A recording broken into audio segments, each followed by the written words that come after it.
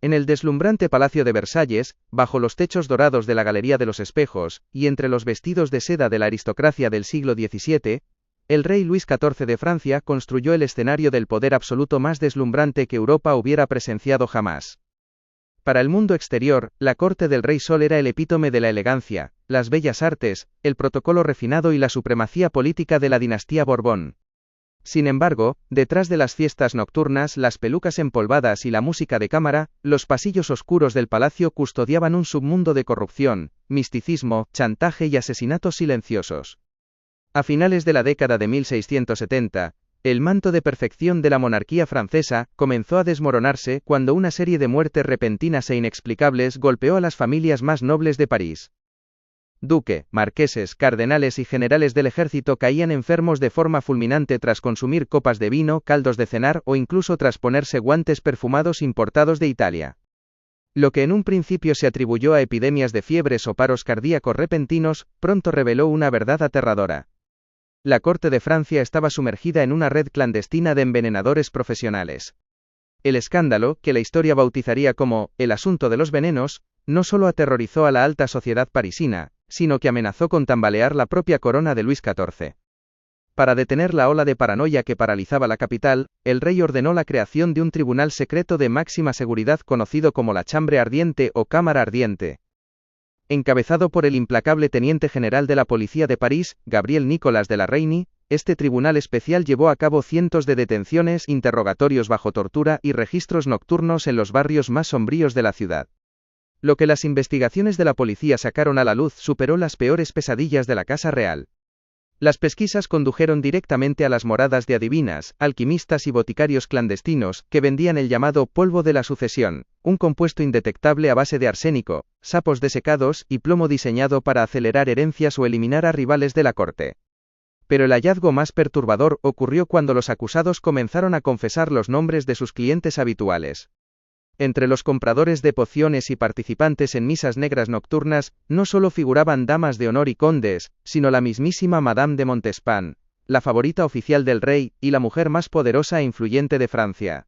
¿Cómo logró una red de brujería y venenos infiltrarse hasta el lecho del rey más poderoso del planeta?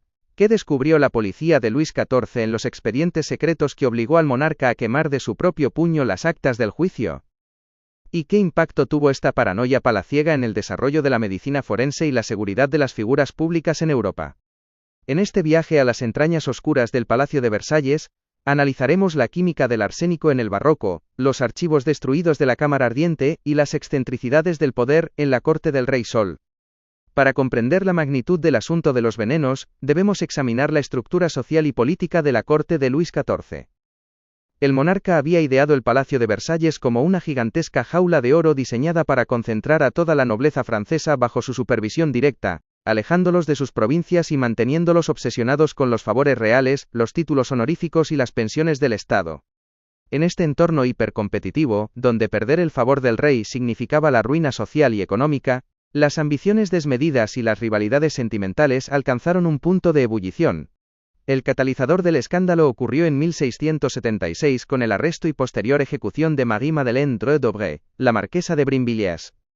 La marquesa, una aristócrata de la alta sociedad, fue acusada de haber envenenado sistemáticamente a su padre y a sus dos hermanos utilizando arsénico para apoderarse de la herencia familiar completa. Antes de ser decapitada y quemada en la pira, la marquesa de Brinvilliers pronunció una frase premonitoria ante el tribunal que heló la sangre de los jueces. La mitad de la gente de la ciudad y de la corte está metida en esto, y si yo hablara, arruinaría a Francia. Las palabras de la marquesa desencadenaron una investigación policial sin precedentes liderada por Gabriel Nicolas de la Reynie. La Reynie, un funcionario policial brillante y metódico, descubrió que París albergaba un mercado negro floreciente de servicios esotéricos y sustancias tóxicas. La figura central de esta red clandestina era una mujer llamada Catherine de Chaise, conocida popularmente como la Voisin. Bajo la fachada de una simple adivina y comadrona que leía las líneas de la mano a las damas de la corte, la Voisin dirigía un imperio delictivo que ofrecía desde abortos clandestinos hasta filtros de amor preparados con ingredientes cadavéricos y venenos mortales. Durante los registros en la residencia de la Voisin, a las afueras de París, la policía encontró laboratorios de alquimia subterráneos, libros de conjuros y listas manuscritas que contenían los nombres de la élite política del país. Las confesiones obtenidas por la Cámara Ardiente revelaron que damas de la nobleza acudían de incógnito a las habitaciones de la Voisin para adquirir pociones con las que eliminar a sus esposos ancianos o neutralizar a damas rivales que amenazaban sus posiciones cerca del monarca. Sin embargo, en 1680, el caso dio un giro dramático que puso en jaque a la propia institución monárquica. Uno de los colaboradores de la Voisin, un sacerdote expulsado de la iglesia llamado Etienne Guibourg, confesó ante los jueces la celebración de misas negras secretas en el sótano de la Casa de la Divina. Según el escalofriante testimonio del sacerdote, estas ceremonias se celebraban a petición de Madame de Montespan, la célebre amante de Luis XIV, y madre de 7 de sus hijos legitimados. La favorita del rey, aterrorizada ante la posibilidad de ser reemplazada en el afecto del monarca por jovencitas más jóvenes de la corte como Mademoiselle de Fontanges, habría pagado enormes sumas de dinero para que se recitaran conjuros sobre su cuerpo desnudo y se vertieran pociones mágicas en la comida del rey. La revelación de que la mujer que compartía la mesa y la intimidad del monarca podría haber estado administrándole sustancias desconocidas, provocó una crisis de estado interna en Versalles.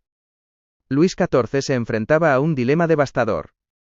Si permitía que el juicio de la Cámara Ardiente siguiera su curso público, y acusara formalmente a Madame de Montespan, el prestigio de la monarquía francesa quedaría destruido ante las potencias enemigas de Europa, y la legitimidad de sus propios hijos bastardos reales quedaría manchada para siempre por la sombra del delito. El monarca reaccionó con la velocidad y la severidad del absolutismo político. En 1682, Luis XIV ordenó la disolución inmediata de la Cámara Ardiente. Antes de cerrar el tribunal, el rey mandó ejecutar en la pira pública a la Voisin y a más de 30 implicados de menor rango social, mientras que los acusados que conocían los detalles sobre la implicación de Madame de Montespan fueron encarcelados de por vida en fortalezas lejanas mediante cartas reales de arresto sin juicio, condenados a un silencio perpetuo. Para asegurarse de que la verdad jamás saliera a la luz, el propio Luis XIV tomó personalmente los folios con las confesiones más comprometedoras sobre su amante y los arrojó al fuego en sus aposentos privados. A pesar de la destrucción deliberada de los documentos reales, el asunto de los venenos dejó una huella indeleble en la administración del Estado francés y en las ciencias de la época.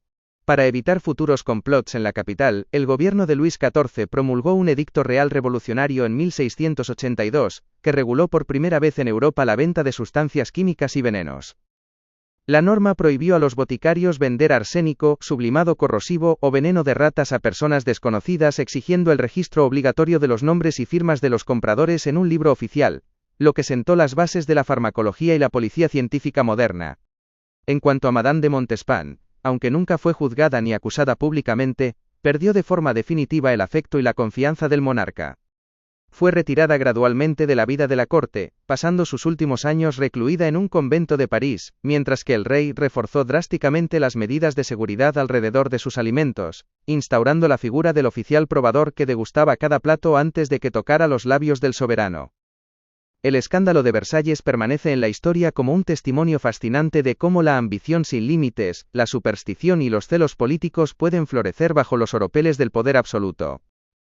Y con el crepitar de las velas apagándose en la Galería de los Espejos de Versalles, llegamos al término de nuestro apasionante recorrido de hoy. La historia del asunto de los venenos en la corte de Luis XIV no es solo un relato de intrigas palaciegas y alquimia clandestina. Es una lección sobre la vulnerabilidad del poder humano cuando se rodea de adulación, rivalidades desmedidas y secretos de Estado. Nos resulta prodigioso pensar que bajo las fachadas de mármol y los jardines de ensueño del Palacio de Versalles, los hombres y mujeres más poderosos de Europa acudían a la penumbra de los callejones de París para comprar filtros de amor y arsénico en polvo. Queremos ver en las grandes figuras de la historia a líderes fríos y calculadores, pero la realidad nos demuestra que la fascinación por el misticismo, los celos y la paranoia han moldeado el destino de las naciones con la misma fuerza que los tratados internacionales o las grandes batallas. El reinado del Rey Sol nos enseña que hasta la corte más brillante del mundo necesitó quemar sus propios archivos para preservar las apariencias y defender la estabilidad de la corona. Los archivos de París permanecen como un libro abierto que custodiará por siempre las sombras que habitaron detrás de los oropeles de la monarquía. En Mundo Curioso nos apasiona explorar estos rincones oscuros de la historia, porque nos demuestran que para comprender verdaderamente a las grandes figuras públicas del pasado, debemos atrevernos a mirar detrás de los retratos oficiales. Y ahora, mis queridos exploradores de la historia y el misterio, la palabra es completamente vuestra. ¿Qué opináis sobre la reacción de Luis XIV al quemar los archivos para proteger a Madame de Montespan? ¿Creéis que la amante del rey intentó realmente envenenarlo o fue víctima de las confesiones bajo tortura de la cámara ardiente? ¿Qué detalle de la vida en la corte de Versalles os resulta más sobrecogedor?